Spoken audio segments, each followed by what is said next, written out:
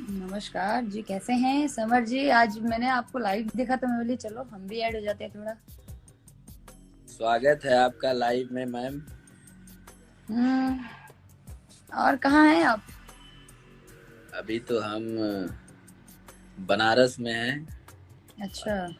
एक सॉन्ग आया है मेरा, दूध के फैक्ट्री। तो अच्छा, आपका है जितने क्या लोग दूध का जुड़े, फैक्ट्री? मेरा अमूल कंपनी से टाई अप है। तो हम चाहते हैं कि एक बार वो गाना हम लोग बजाया जाए। तो हाँ, हमने उसके अभी बाद सुन। है।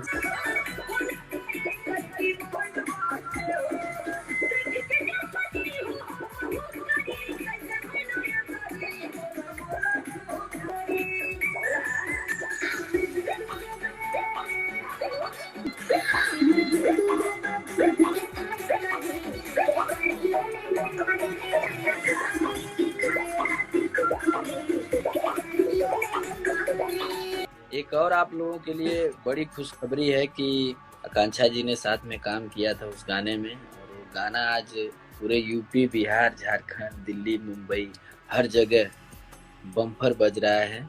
तो प्लीज, जैसा जितना सपोर्ट ये देसी स्टार को दिया जाता है उतना सपोर्ट मुझे भी करे, प्यार मुझे भी करे। यस के आनंद जी, दूध के फैक्ट्री, आकांक्षा से मंग मंगला मंगवाला। अच्छा,